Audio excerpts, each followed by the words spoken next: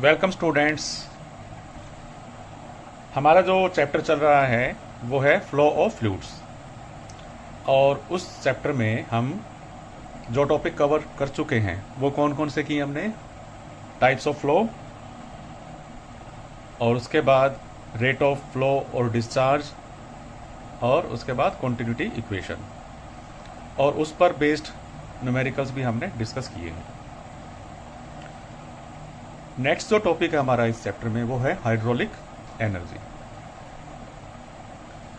Hydraulic energy क्या होती है, उससे पहले हम ये समझें कि एनर्जी होती क्या है।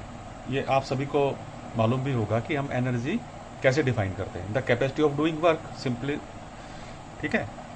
या हम ये भी कह सकते हैं कि a body is said to be possess energy if it can do some work, ठीक है, दैट इज कॉल्ड एनर्जी। और एनर्जी की बहुत सारी फॉर्म्स आप लोग जानते होंगे, डिफरेंट फॉर्म्स होती है एनर्जी की, जैसे मैकेनिकल एनर्जी, ठीक है ना, electrical energy, chemical energy, wind energy, sound energy, light energy, ये सब अलग अलग फॉर्म्स है एनर्जी की। इसी तरह से एक फॉर्म और है एनर्जी की, वो है हाइड्रोलिक एनर्जी। तो हाइड्रोलिक एनर्जी को कैसे डिफाइन करेंगे। Hydraulic energy of a flowing fluid is the total energy possessed by a body of fluid. हम लिक्विड लेके चल रहे हैं फ्लूइड को, body of a liquid while in motion, ठीक है। या सिंपली आप ये कह सकते हो कि किसी लिक्विड में जो टोटल एनर्जी है जो स्टोर्ड है उसको हम बोलते हैं हाइड्रोलिक एनर्जी। और जो एनर्जी स्टोर्ड होती है लिक्विड के अंदर वो किस किस टाइप की एनर्जी होती है। एक तो पोटेंशियल एनर्जी, एक काइनेटिक एनर्जी और एक प्रेशर एनर्जी। पोटेंशियल एनर्जी और काइनेटिक एनर्जी से तो आप वाकिफ होंगे, आपने पहले भी पढ़ा होगा, ठीक है। एक जो नई जो चीज़ है इसके अंदर, हाइड्रोलिक्स के अंदर या फ्लूइड्स के अंदर जो एक अलग तरह की एनर्जी, उसको हम बोलते हैं प्रेशर एनर्जी। तो एक बार दोबारा से हम जितनी टाइप की एनर्जी उनको दोबारा से एक बार गो थ्रू हो जाते हैं उसमें। तो पोटेंशियल एनर्जी को देखते हैं वो क्या है। अब लिक्विड के पॉइंट ऑफ व्यू से क्या है, हमने जो पोटेंशियल एनर्जी आपने पढ़ी होगी, फिजिक्स में पढ़ा होगा, उसमें एक बॉडी है किसी हाइट पर है, तो वो ग्राउंड से जितनी हाइट पे उसके हिसाब से उसका मास जो है उस पर डिपेंड करता है कि उसके अंदर कितनी पोटेंशियल एनर्जी, स्टोर्ड एनर्जी होती है। इसी तरह से लिक्विड में भी होती है, ठीक है। तो उसको हम कैसे डिफाइन करेंगे। Energy possessed by a liquid by virtue of its position और हाइट, ठीक है, फ्रॉम द डेटम लाइन। यानी कि एक हमने रेफरेंस प्लेन ले लिया या रेफरेंस लाइन ले ली, उससे जितनी हाइट है लिक्विड बॉडी की, ठीक है, उसकी वजह से अंदर उसके जो एनर्जी है उसको हम बोलते हैं पोटेंशियल एनर्जी। इसको हम डेटम एनर्जी भी बोलते हैं या स्टैटिक एनर्जी भी बोल देते हैं। तो जैसे कि आप सभी को पता है पोटेंशियल एनर्जी किसके बराबर होती है, mass of the body into acceleration due to gravity and height from the reference line और डेटम लाइन। तो यहाँ पर हमने जेड से हाइट को रिप्रेजेंट किया है, क्योंकि एच जो है हम प्रेशर हेड के लिए इस सिलेबस में, इस सब्जेक्ट में यूज कर रहे हैं। तो वेट हो गया ये mg वेट और into height, that is potential energy. तो mg is the weight, m is the mass in kg and z is the height above datum line in metre, ठीक है। तो ये क्या हो जाएगा, न्यूटन मीटर। तो ये टोटल मास की, जितना मास मानो हमने एक लिक्विड का टोटल मास लिया है उसकी एनर्जी है। अगर हम पर यूनिट मास देखें, 1 kg लिक्विड में कितनी एनर्जी होगी, that will be equal to g into z, ठीक है, 1 kg अगर मास है तो। अब नेक्स्ट जो एनर्जी है वो लेते हैं हम काइनेटिक एनर्जी और वेलोसिटी एनर्जी।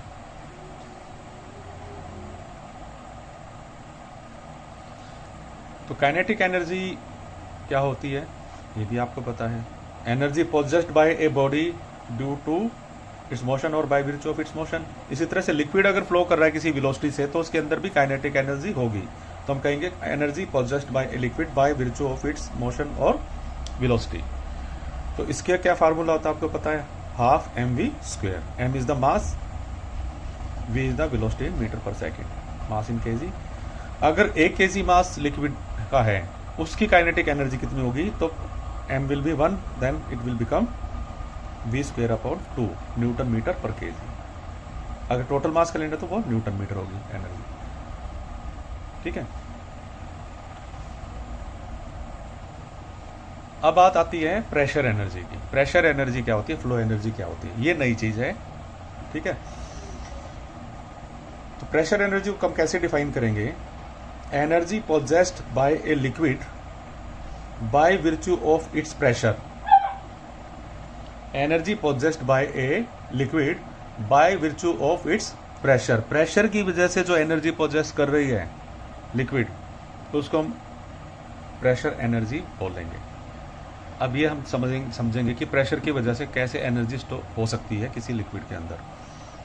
तो सपोज एक बहुत बड़ा टैंक है, ठीक है, और उसके अंदर एक ओपनिंग दी है या ट्यूब दी है, सिलेंडर है नीचे, और उसके अंदर एक पिस्टन है। ठीक है, ये पिस्टन है, और पिस्टन के सेंटर से लेके जो लिक्विड का सरफेस है, टॉप सरफेस है, वहां तक हाइट है h मीटर। ओके, तो h is the constant height of liquid in tank above centre of piston. Suppose a is the cross section area of the piston, यानी कि जो ये फेस है इसका area. If rho is the density of the fluid, जो ये fluid है इसकी डेंसिटी मान लो रो kg/m³ है। And P is the pressure intensity acting on the piston. अब जो पिस्टन है यहां पर कुछ प्रेशर इंटेंसिटी एक्ट करेगी, ठीक है, या प्रेशर हेड एक्ट करेगा यहां पर।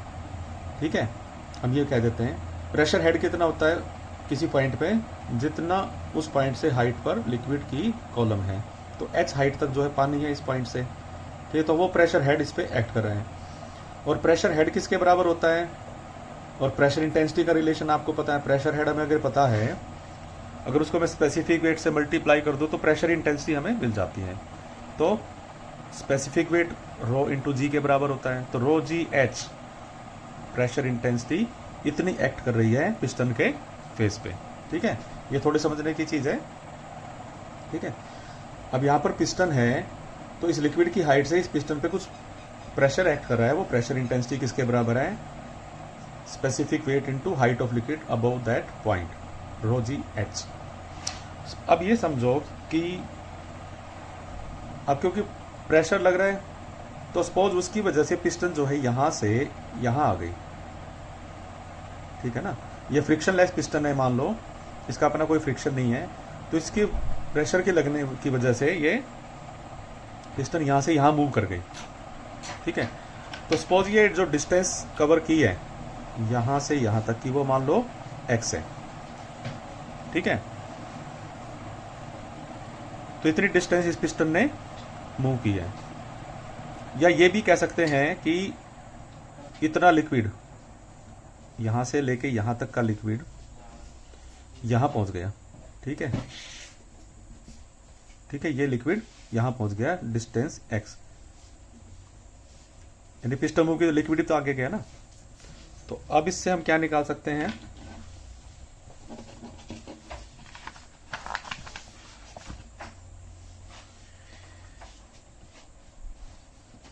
अब फोर्स कितना एक्ट करेगा पिस्टन पे, वो pressure intensity into area of piston P into A, और डिस्टेंस कितनी मूव की पिस्टन ने x, तो फोर्स इंटू डिस्टेंस, ठीक है, वो क्या होता है वर्क डन। तो PAX is the work done on the piston. ये जो वर्क डन किया है किसने किया है, लिक्विड ने किया है। ठीक है, इस वर्क को करने में कितनी क्वांटिटी लिक्विड की मूव की, क्वांटिटी ऑफ लिक्विड पुश्ड, मैंने बताया ना यहां से यहां तक इतना लिक्विड जो है वो यहां से यहां तक आ गया। ठीक है, इतना लिक्विड यहां पे आया, तो वो कितनी है वो क्वांटिटी, अगर हम उसकी वॉल्यूम निकाल लें या मास निकालें तो कितना मास होगा, ठीक है। तो यहाँ से यहाँ तक का अगर मान लो लिक्विड है, उसको इस तरह से ले लें। अगर ये लिक्विड था, इसकी वजह से ये एक्स लेंथ का सिलेंडर हो गया एक तरह से, ये इसका एरिया हो गया। तो इसकी वॉल्यूम कितनी होगी, ए इंटू एक्स। ठीक है, इस तरह मास की लिक्विड की इतनी क्वांटिटी की वॉल्यूम ए इंटू एक्स है। अगर मैं उसको डेंसिटी से मल्टीप्लाई कर दूं, वॉल्यूम इंटू डेंसिटी हो जाता है मास। ठीक है, तो कितना मास हो गया, वो जो लिक्विड मूव हुआ है वो है रो ए एक्स। ठीक है, तो हम कह सकते हैं कि work done on m kg of mass. ठीक है ना, एक लिक्विड के m मास पे कितना वर्क हुआ, वो हुआ कितना,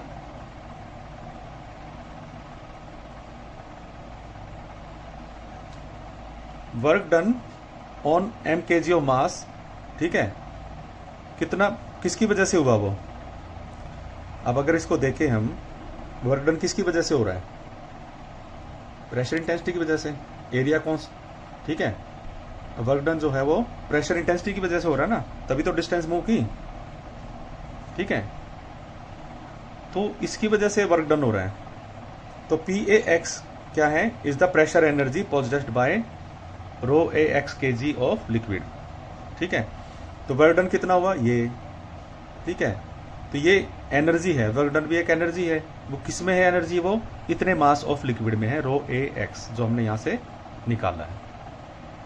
ठीक है, तो pressure energy per unit wait कितना हो जाएगा, पर यूनिट मास कितना हो जाएगा, work done divided by mass, यानी कि रो ए एक्स।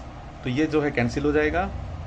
ठीक है, तो हमारे पास क्या बचेगा, P upon rho, newton metre per kg. This is pressure energy per KG of fluid. ठीक है बच्चों, ये दोबारा आप देखना वीडियो, आपको तब समझ में आ जाएगा कि इसमें क्या किया है।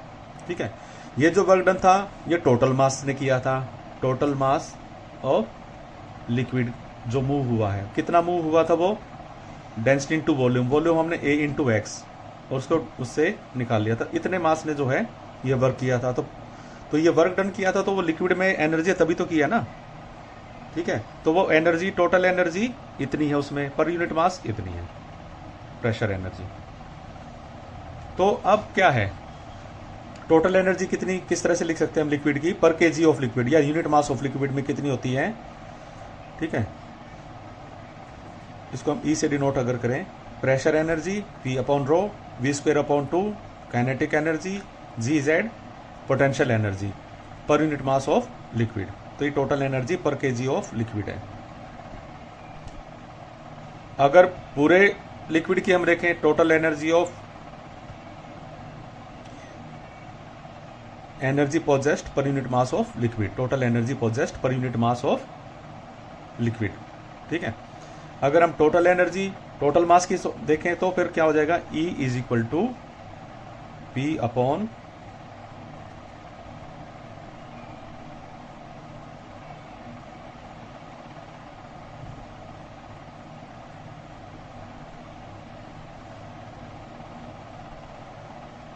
PAX plus V square upon MV square upon 2G। ठीक है, प्लस MGZ। इस तरह से हम उसको लिख सकते हैं। तो A इंटू एक्स तो वॉल्यूम ऑफ लिक्विड होगी, तो इसको हम लिख सकते हैं P into V plus MV square upon 2G plus MGZ। ठीक है, और V किसके बराबर होता है, वॉल्यूम किसके बराबर होता है। अगर हमें डेंसिटी पता है तो वॉल्यूम का क्या रिलेशन होगा, density is equal to mass upon volume. तो वॉल्यूम किसके बराबर, M अपॉन रो। तो M into P upon rho plus MV square upon 2G plus MGZ। तो ये total energy of, total mass of liquid है। ठीक है, तो ये खाली न्यूटन मीटर लिखेंगे इसको। ठीक है, तो पर केजी ये आएगी। तो आपको एक तो जितना मैंने अपना आपको एक्सप्लेन किया उसमें एक तो आपको इसको याद रखना है, ये वाली जी इक्वेशन आई है, पर केजी ऑफ लिक्विड कितनी एनर्जी होगी, pressure energy plus velocity energy plus potential energy, ये आपके लिए इंपॉर्टेंट है। ये जो डेरिवेशन है अगर आप समझ जाएं तो बहुत अच्छा है, अदरवाइज ये चीज़ आपको ज़रूर याद करनी है, ठीक है। ये तो बात हो गई एनर्जी की, टोटल एनर्जी ऑफ लिक्विड। अब एक टर्म और यूज़ करते हैं हम, जो करेंगे आगे भी हाइड्रोलिक्स में, वो है टोटल हेड ऑफ लिक्विड। अब टोटल हेड ऑफ लिक्विड क्या होगा?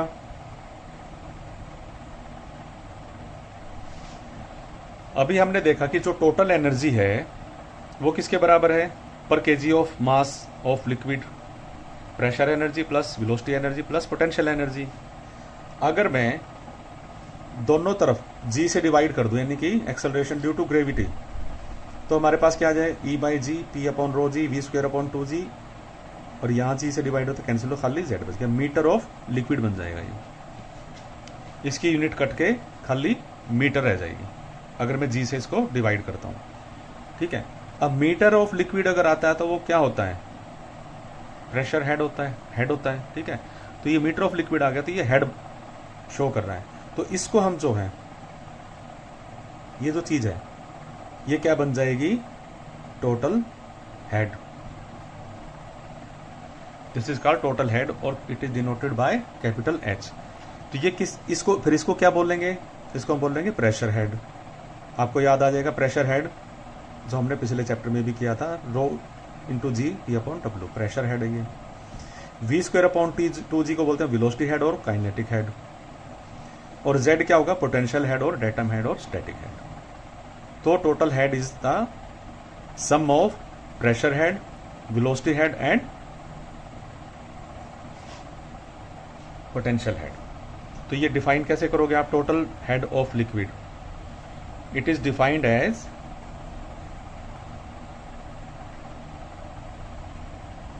the sum of pressure head plus velocity head, sum of pressure head, velocity head, ठीक है, and potential head, ठीक है, for a liquid या fluid। for a liquid the total head is defined as the sum of pressure, velocity and potential head, ठीक है।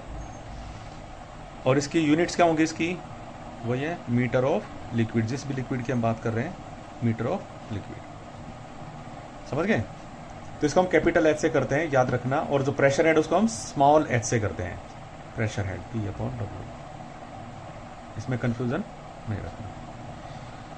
तो ये total head की हम बात क्यों कर रहे हैं? क्योंकि हाइड्रोलिक्स में हम एनर्जी वर्ड यूज ना करके टोटल हेड की बात करेंगे, एनर्जी की जगह हम टोटल हेड वर्ड यूज करेंगे, क्योंकि हमारे को ये इस्तेमाल करने में आसान है, क्योंकि इसके अंदर टर्म्स जो है वो सिंप्लीफाई हो जाती हैं, ठीक है ना, और यूनिट भी इसकी सिंपल होती है।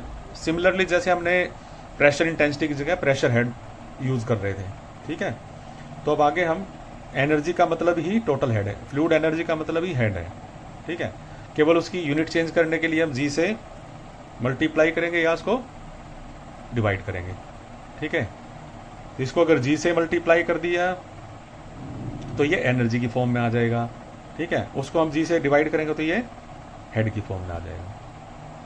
तो अगर आपसे क्वेश्चन में पूछ दिया जाए what is the total energy of liquid, तो आप उसकी एनर्जी पूछा है तो वो बताओगे sum of potential energy, kinetic energy and pressure energy, और जो उसका मैंने अभी बताया आपको वो इस तरह से लिखना। अगर एनर्जी की बात करा तो पर केजी ऑफ लिक्विड के लिए ये, और टोटल मास के लिए ये। अगर पूछता है क्वेश्चन में कि what is the total head of liquid, उस केस में आपको ये बताना है sum of pressure head, velocity and potential head, और उसको लिखने का तरीका है ये, और उसकी यूनिट है ये। तो मेरे ख्याल से आपको ये क्लियर हो गया होगा, ठीक है।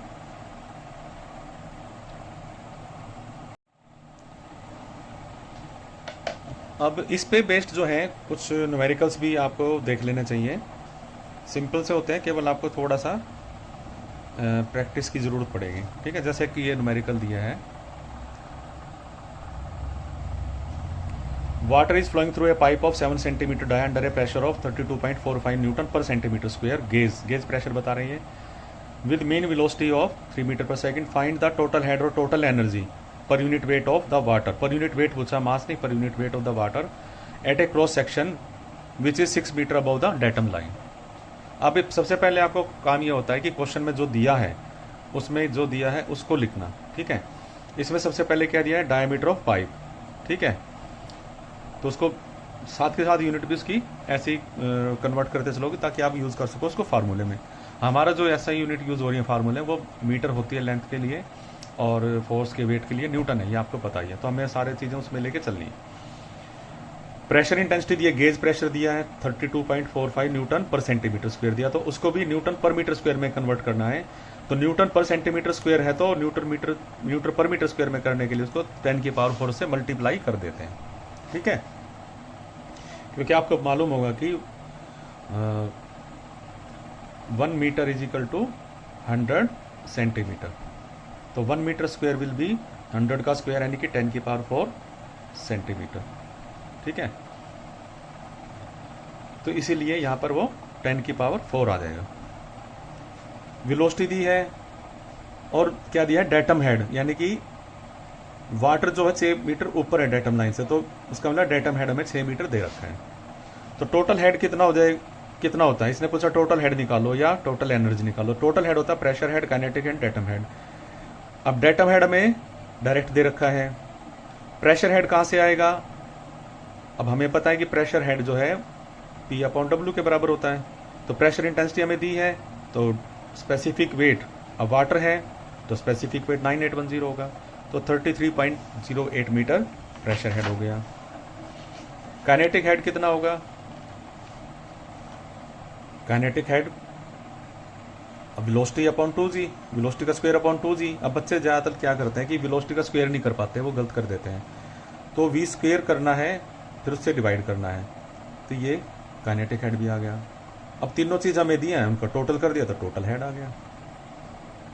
इसको एनर्जी की फॉर्म में लाना है तो जी से मल्टीप्लाई हो जाएगा, ठीक है।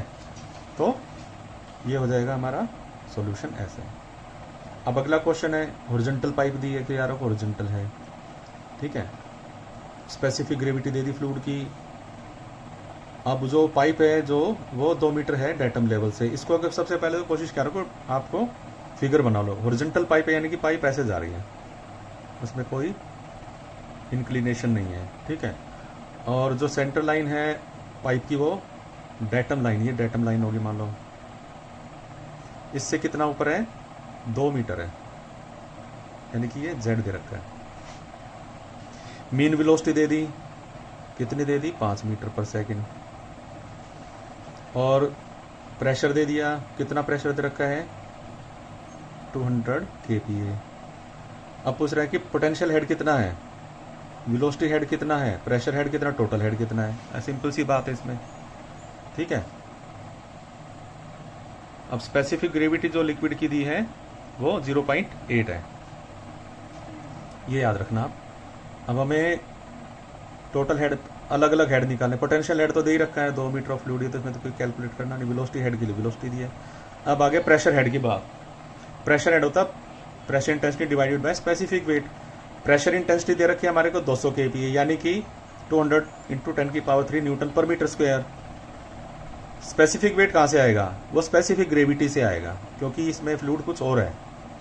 जैसा कि आपको पता है कि स्पेसिफिक ग्रेविटी अगर हमें दी है तो उसका स्पेसिफिक वेट कैसे निकालना है आपको पता है।